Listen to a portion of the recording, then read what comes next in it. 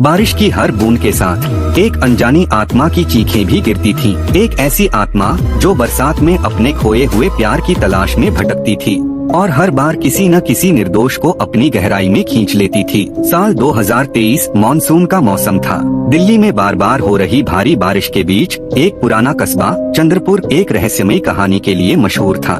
लोग कहते थे कि यहाँ की बारिश में कुछ चमत्कारी नहीं बल्कि भयानक शक्ति बसती थी। आदित्य शर्मा उम्र 32 साल एक युवा पत्रकार था। उसने अपनी जिंदगी का उद्देश्य बना रखा था सुपरनैचुरल घटनाओं की सच्चाई खोजकर उसे दुनिया के सामने लाना। चंद्रपुर की उस कहानी ने उसकी सोच को झकझोर दिया था। बारिश का चैलावा। एक दिन आदित्य ने तय किया कि वो चंद्रपुर जाकर खुद इस रहस्य की तह तक जाएगा। उसके साथ था उसका कैमरा, रिकॉर्डिंग डिवाइस और विश्वास। आदित्य चंद्रपुर पहुंचा। गांव का माहौल शांत था। चारों तरफ गीली मिट्टी, बूंदों की आवाजें और पुराने मकानों की दीवारें। गांव के एक बुजुर्ग रामकिशोर दादा ने उसे चेतावनी दी, बेटा बरसात में यहाँ मत रहना, वो आत्मा रात को जाग जाती है। जिसने भी चैलावा को देखा उसकी जिंदगी कभी सामान्य नहीं रही। लेकिन आदित्य ने उसे हल्के में लिया। दादाजी, मैं सच की खोज में आया हूँ। रात गहराती गई। आकाश से लगातार बारिश की बूंदें गिरती रहीं। आदित्य अपने कैमरे के साथ गांव की गलियों में घूमने लगा। तभी उसे एक अजीब जगह दिखाई दी, एक पुराना कुआं जिसके ऊपर एक टूटा फूटा पत्थर रखा था। कुएं से हल्की रोशनी निकल रही थी। आदित्य ने रिकॉर्डिंग शुरू की। उसकी आंखें कुएं की गहराई में लगी। तभी कुएं से धीमी आवाजें आने लगी, मानो कोई फुसफुसा रहा हो। आओ मेरे पास, आदित्य ने खुद से कहा। ये सब सिर्फ ध्वनि प्रदूषण होगा। लेकिन जैसे ही उसने कुएं के पास कदम बढ़ाया, अचानक बारिश और तेज हो गई। बिजली चमकी और कुएं की गहराई में से एक चेहरा धीरे धीरे उभर आया। चमकती आंखें, भीगी बाल और पीली चमकती त्वचा।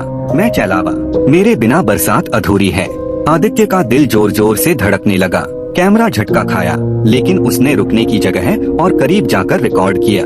चैलावा ने अपनी कहानी बताई। 250 साल पहले एक प्रेम कहानी थी।